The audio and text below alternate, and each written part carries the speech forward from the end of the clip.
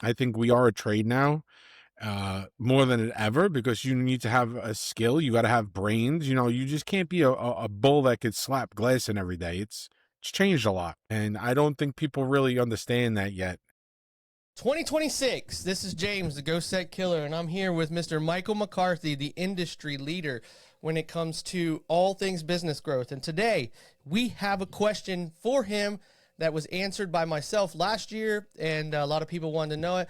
Is it worth becoming a technician now in 2026? It was 2025.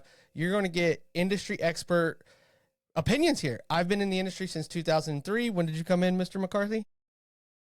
I guess I started dabbling in like 2007, 2008, and I would say it fully came in probably like 12 years ago. 12 years ago, but when did your growth boom happen? Was that like 10 years ago when you really started taking it serious and I hitting would the say road? I would say the growth started in like 2018. Okay.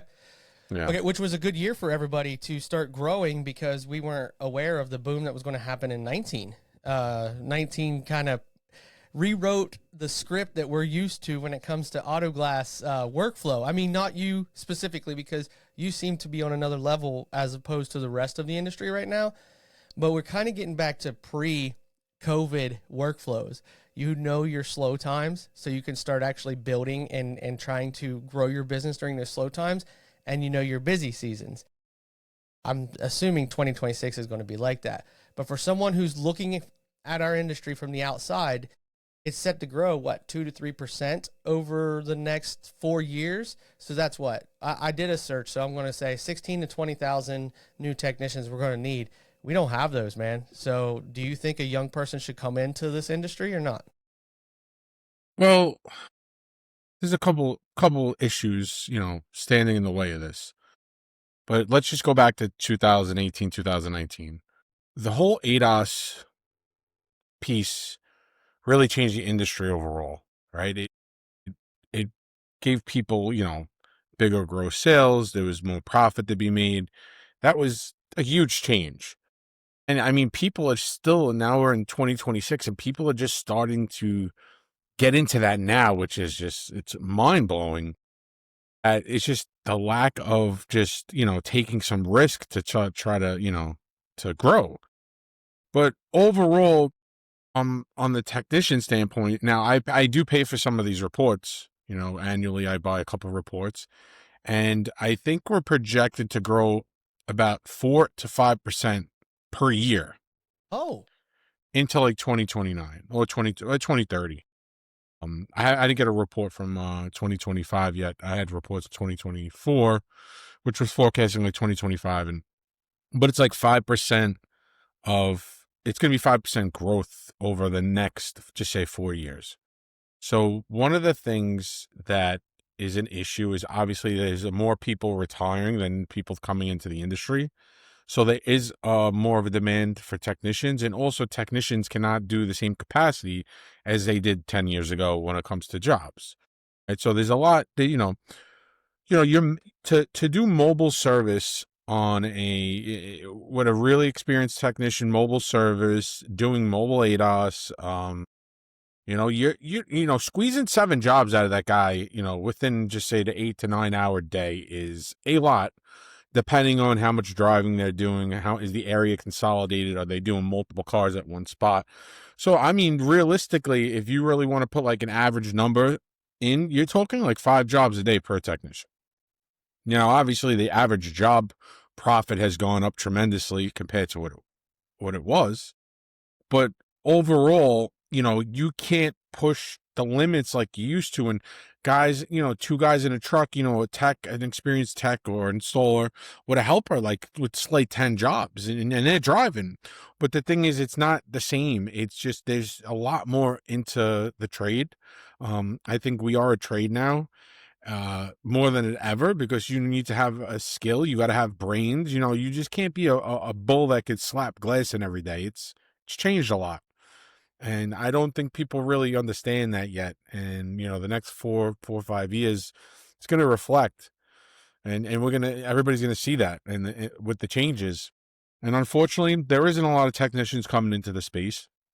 from personal experience, it's hard to find helpers. There's like a sense of entitlement. I don't know. I mean, well, people throw, like, at least where I am, obviously I'm on the Northeast metropolitan area. Everything's expensive. I think the medium household income in my town alone is like 200 like thousand. That's just the Wow. town. That's just the town I live in, right? So just like using that for example, I hear echoing bad. I'm not picking up an echo. I'm picking up an echo from you. Okay. Why that is. Check that out. Did the echo go away? Nope. On, yeah, I think it's better. Is it are we picking up through your headphones and then I wonder No, what's we're up good. We're good. It was like a slight echo. Oh, okay, cool. All right. All right. Whatever I was saying, but all people in Jersey want astronomical numbers. Like a trainee wants $25 an hour. Like it's a lot of money, and it's a lot of money for the companies to absorb. I know Safelite at one point was paying trainees $25 an hour. They just pretty much corral up like 50 guys, send them to a thing, and if they get like 1 or 2 techs out of it, 3 techs out of it, they're winning. They burned some money in the front, in the beginning of it, in the front end. But, if you really think about it, it's like giving somebody a sign-on bonus. You're just doing it at scale. And at that point, they really need, they need technicians just as bad as everybody else needs technicians. Like the whole one guy in a van, owner operator, it's, I don't know how sustainable that model is going to be in the future. Just because they don't take any risk. That's number one. Most of these guys get into some comfortable position and they do the same thing for fucking 25, 30 years. They're not buying the equipment as we change. They're not buying, I mean, I wouldn't say buying the tools. The tools are cheap. You know what I mean? The tools are really cheap. But I don't see a lot of growth from, independent companies. It's just the guys that have been existing for a while that's always grown, spread out through the country, but I don't see anybody, and maybe just because they're not around in like Plainview site, but I mean around me, I don't hear shit about anybody. I'm like, this is actually sad. Like, it's when you start competing on a level with just like the corpse, it's like what is everybody else doing? Like, there's like so much meat on the bone, and no one's going after it. And I'm like, what is the like? I Oh, just don't get it. Like, I just don't understand it. But this also goes back to, lack of technicians. So it's hard for companies to scale. But I don't know. Like, I just personally, like, I'm trying to like bring some real value to this podcast. I'm like just trying to keep things like very like realistic.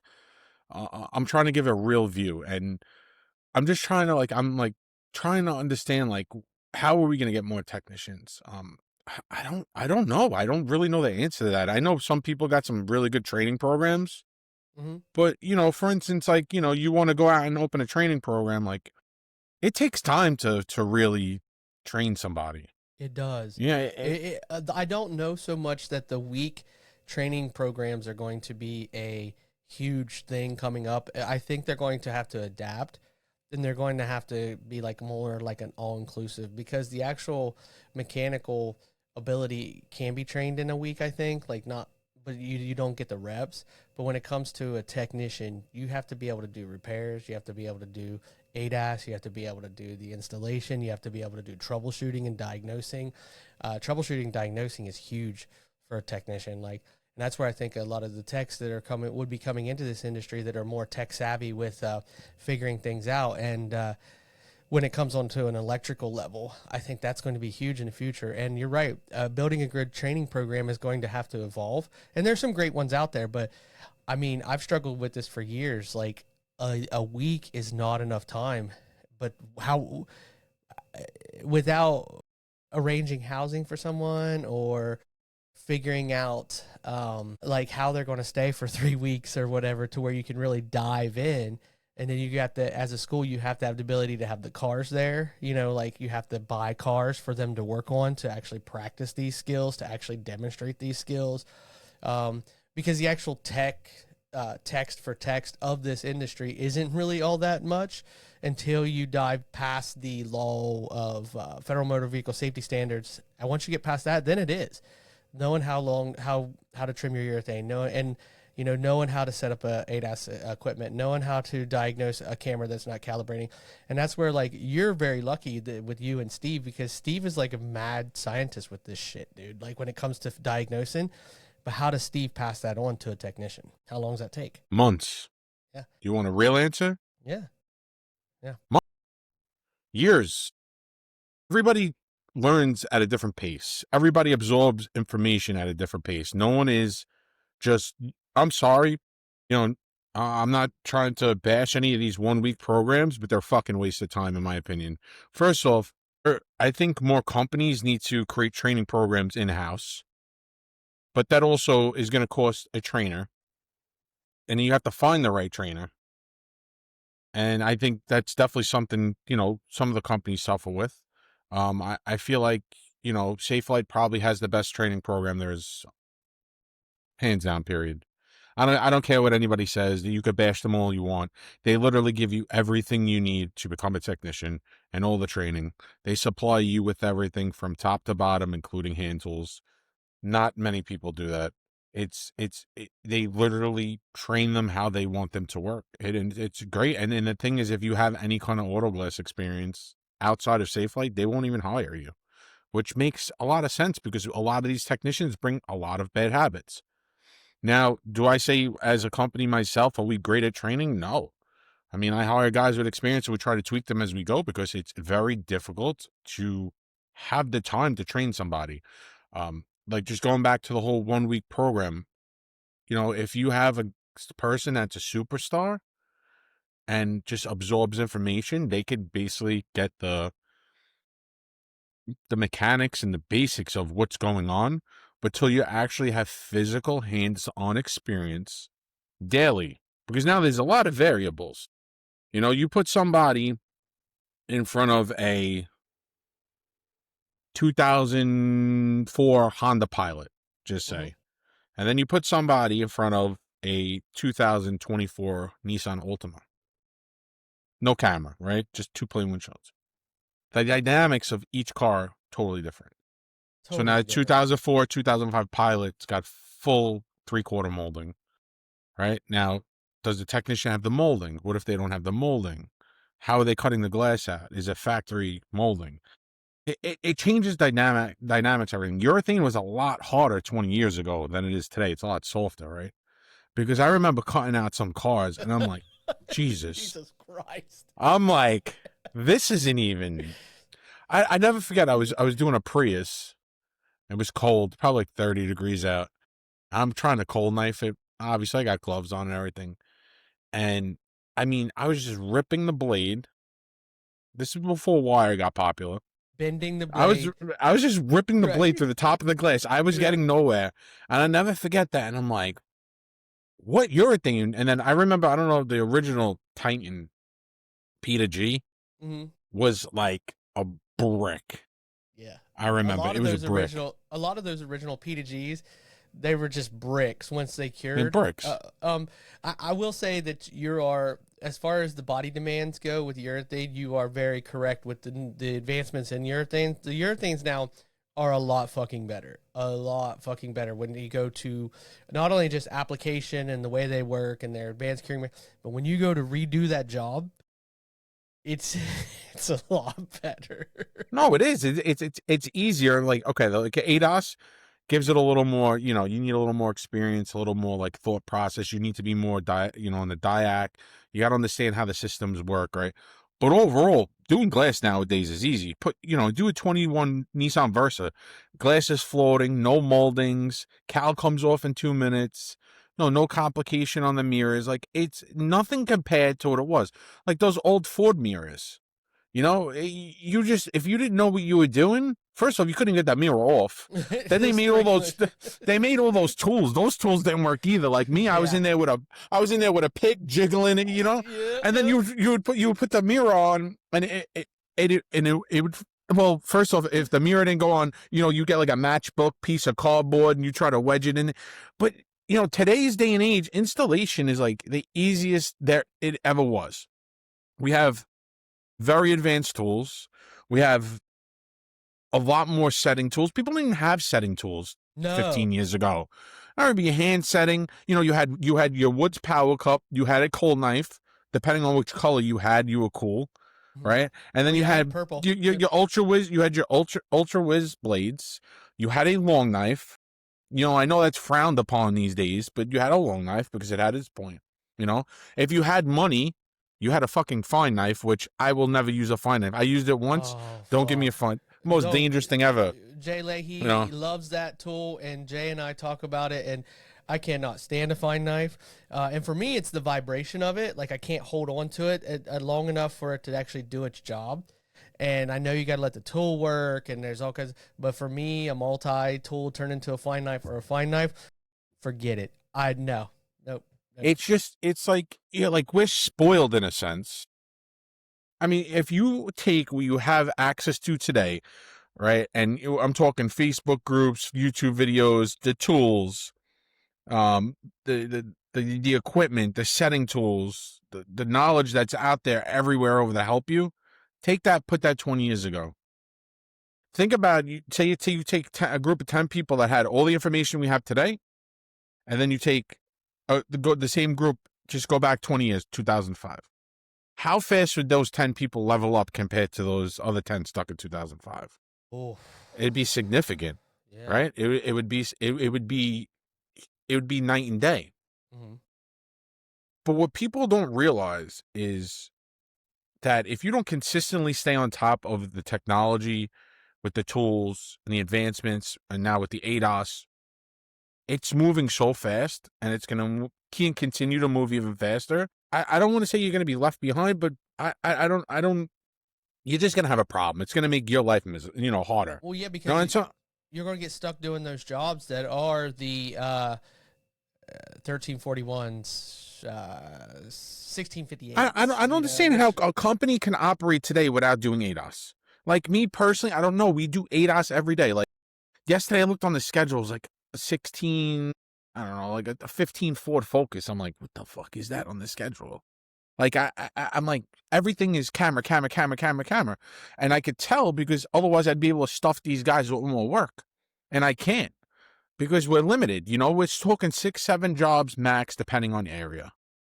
It's it's just that the game changed. The game changed completely. No matter how you put it, people just won't accept that. But there's also, we're on social media, right?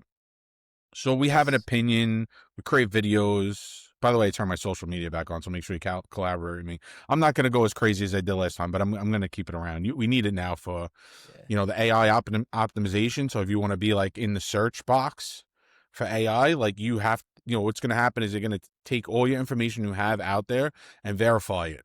And that's how they're going to judge, who's a legit company, who's not, whatever. But, just going back to brain fart.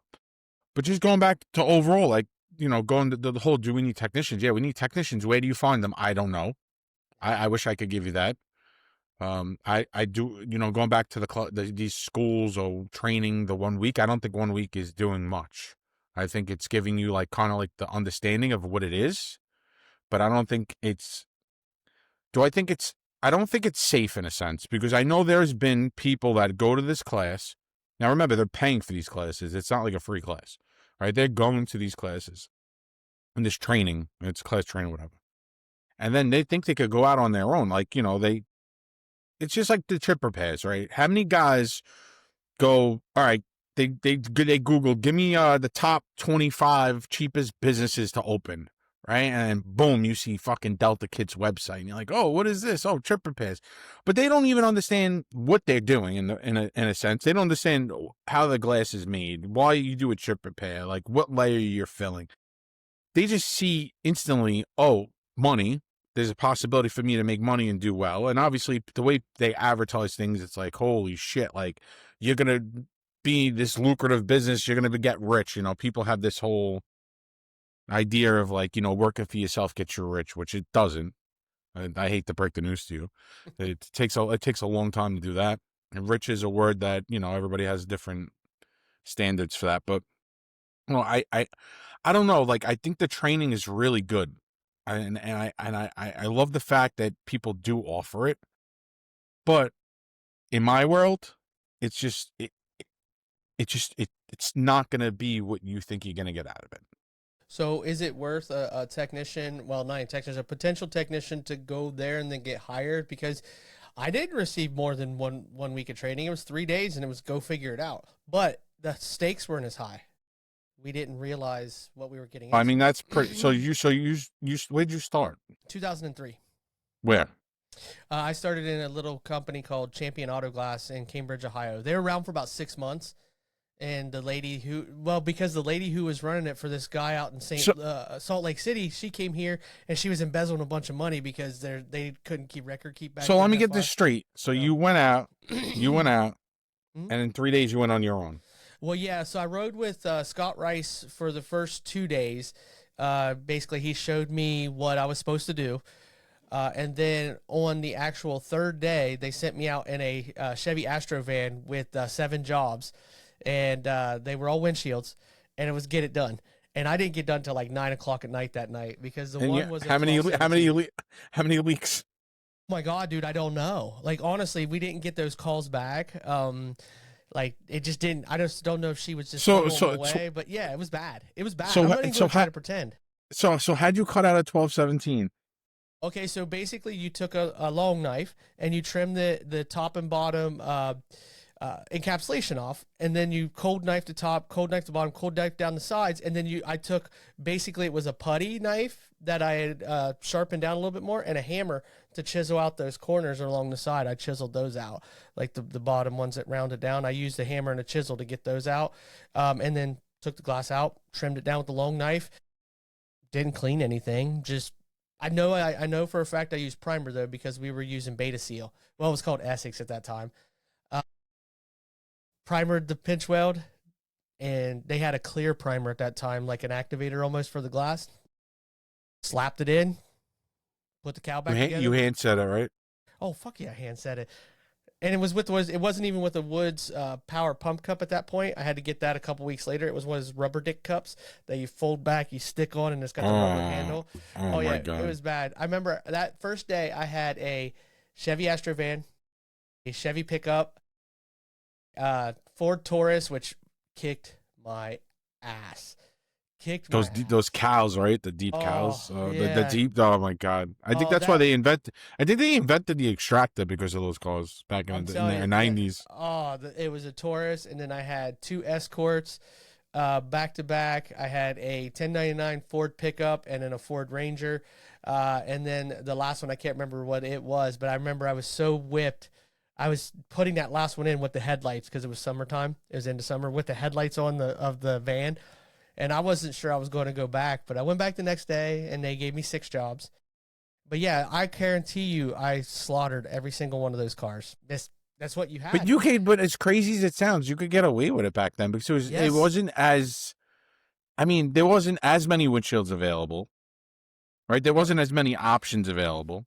Yep. It was just like, lick it and stick it. That's what people used to say, just rip it out. Just rip it out and pop it in, Yeah. But, it's just, today's different. There's just too many variables. Like, I talk about it, I didn't learn how to stuff a windshield. I didn't learn how to stuff a windshield until I went to Triumph Auto Glass. Prior to when I was at Champion for those 6 months, Scott was real big on pulling cow panels. And then I went to Triumph, and they knew I only had 6 months experience, so they had me ride with a guy for a day, and he taught me I'll never forget, his name was Jeff. Man, I can't remember his last name now, but he taught me how to stuff windshields. He was like, "Oh yeah, we're not taking that off." He was like, "Stand," and I was like, "What? Really? You could do that?" He's like, "Oh yeah, if you take the bead and you tip it back towards the dash as you're sliding the windshield down in, it rolls the bead back up. So it's actually where it needs to be. The windshield actually rolls it into position for you, and then you tap it down." And I was like, "Oh, for real?" Yeah. And yeah, so Triumph Auto Glass is where I learned how to stuff, and then I moved on from that into Richardson, and it went back to cows have to come off. There's no exception. So it's just like that whole stuffing thing, right? And I know it's really frowned upon, and it's not something I really did a lot of, but just because every time I try to do it, it actually may create more work for me. Maybe I just wasn't good at doing it, right? I just knew, I've seen crazy shit. I mean, I'm going back to probably like 2008, 2009, when we would, like, Steve was doing it almost full time, and we would just all go on the truck with him, like, to help him out. And I mean, urethane tips wedged under. But I never understood the concept, right? I never understood what was the concept of doing it, because me, every time I try to do it, it just created more work for me, in a sense, right? So it doesn't make sense. I think the only thing, like, I would always was that BMW, like a 5 Series. Remember, had that, like, metal piece on the driver's side wiper, and if you couldn't get that off, you couldn't get the cowl off. Yep. It's I don't know, like, everybody, like, I what bothers me most about this industry is, and especially it's like the Facebook groups. I see so many people get ganged up on for whatever, like, the installation technique questions. Some of the questions are a little crazy, and don't get me wrong, I've been there. Like, what the fuck are you asking this question for?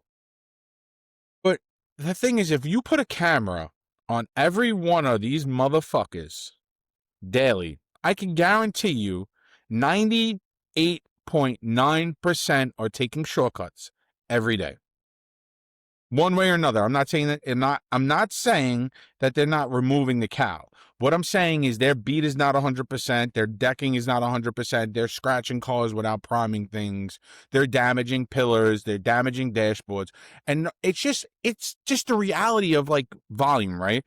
So you work on 30 cars a week, not every car is going to be perfect. It's impossible. It's impossible. We're humans, we make errors, we're not machines, we're not robots. But people paint this picture of being perfect, and they're not. And it's the same people that are on the boards bashing people. It's the same people that are involved in the bullshit fucking training classes and everything else. They're the ones that are the most critical. But come work for me for a week. Come to my shop for a week. Show me you're perfect. Show me you're perfect, because it's impossible. No one is perfect. We're humans. Yeah, no. And we all make mistakes. There's something that goes sideways on just about, I would say, because I practiced really hard to be damn near perfect, Mike, because I was competing. And I wanted to show my skill set. So I really adjusted the way that I did things. But I'm not going to lie. There were things where, like, I never skipped priming. But did I damage a pillar? Fuck yeah. Did I scratch a car? You know it. That's why I got so big on covers. Did I, take the bead down too far? Yeah. There were times where I didn't measure my bead? Absolutely. Was there times where my decking wasn't exact? I got to where I was measuring because I had to do that so that when I went to the Tesla service center, I was in that habit of measuring the gaps, so I didn't change the acoustics inside of a car that doesn't have a fucking engine noise to cover up the fact that I changed the fucking acoustics. But yeah, no, 100%. If I come work for you for a week, there are going to be jobs where you're going to be like, yo, bro, what's taking you so long? Well, I'm trying to be a little bit more perfect here, and I will mess things up. I'm a human. I agree, and you can't hold that over people's heads. Like, I fucking cut a pinch. I want like 8 inches. I'm wiring a Lexus LS 430. It's routine to me, just rushing. No, I wouldn't say rushing, just in the car. It's probably hot. I remember it was a hot summer day, and that Swift Vibe line, you don't even feel it. You don't even feel it. And I'm like, wait, I'm stuck. I'm like, something's up. It's just like, and I'm using the drill. I wasn't using the hand. I was using a bat. And I go back and I pull it out and I cut it. What do? Call up, do a favor. I have a friend that has a tow truck. I have a friend at the body shop. Hey, come pick this car up, get it handled. I mean, and we cut 2 pinch welds last year. My company cut 2 pinch welds. It was 2025 fucking Hyundai. Was it Tucson? Oh, it was like some 25 Hyundai, and then a Lexus ES 350. And those growing pains have to happen for technicians to learn that. We learn through our mistakes. It's cliche to say, but I mean, as far as people judging people for making those mistakes, I try not to, because it's like, well, I've been there. I've not realized that my line wasn't where it needs to be, and I'm cutting through the two pieces of glass instead of cutting underneath, and like completely snapping my line. I'm like, what the, I do. That's just part of And it. it happens. So I know we've been all over the place, and this is how our conversations really go. But you have any other questions? Because I'm gonna have to wrap it up soon, just because my Yep. day is about to start, and I have meetings Absolutely. at 8:30. Absolutely. So one last thing: should someone looking at this industry come into it, and if so, should they just get hired on at a company and have that company provide the training, or should they reach outside of there? Well, if you're so you gotta so if you're listening to this, which most likely you're not. So the person thinking about getting into this industry most likely is not listening to this podcast. But I'll give you some opinion on this. You have to be intentional with everything you're doing. You have to have pure intentions, right? You cannot come into this industry assuming you're just going to start making a ton of money. That's one problem that people see. You also cannot believe everything you hear on these Facebook groups or YouTube videos or TikTok, because I would say 90% of it's not true. Should you go to training or should you go work for somebody? My personal opinion is go work for somebody. You'll learn a lot more working for somebody than going to just a training for the week and then thinking you could go do it on your own, because you're putting people's lives at risk. However you put it, no matter how many YouTube videos you watch, no matter how mechanically inclined you think you are, I think overall it's best to go work for somebody. And there is plenty of companies that would be happy to have somebody for 2 years that just shows up to work every day, does what they say they're going to do, and it makes some money in the process of it and gets trained basically for free. We start training guys at like right under $25 an hour, basically. And that's pretty And good money. we provide everything. We provide a setting tool in the future when you're on your own.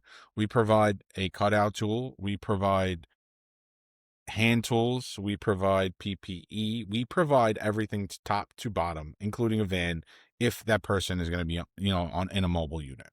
We even have fucking Starlink in every one of our trucks, because nowadays the ADAS is changing and there's a lot more gateways to go through. And hey, shit, we even invested in OE tooling where we're remoting in and, helping the technicians on the spot, because there's some gateways you just can't get unlocked. And, these aftermarket providers is telling us, yeah, yeah, yeah, yeah, yeah. But if you want to see my Aztec bill, it's pretty fucking crazy, you know? But yeah, I mean, I think you should go work for somebody. I think, just get a feel, because what if you don't like it? Just say you're going to go to a training. I don't know what these things cost, but just call it $2,000 a week, right? You spend the $2,000 for the week. You got to get there. You got to fly there. If you're not local, you have to board. You need food for the week, whatever. So just call it a $4,000 trip, right? Double what the training is. You're starting off negative $4,000. You have no tools. You might have a certificate that says you're trained, which means absolutely nothing. There's nothing. It holds no weight, right? It holds absolutely no weight. A trained certificate doesn't hold weight. So why not go work for somebody? Make some money to get trained. It's no brainer. Paid training, and it doesn't matter who you go to. I'm not going to tell you not to go to Safe Flight. Shit, if they want to pay you $25 to train you, why not? Most of those guys come out, they're good technicians, the guys that stay. And everybody bashes those dudes. I'm sorry, but if they actually follow the program, they become very good technicians. However you put it. I've dealt with a few of them that care and are good technicians, and I've dealt with a few of them that don't care, and you're not changing that person to make them care. Well, there's a difference, right? There's somebody that's passionate about it. Just cars, working on cars, do very well in our space.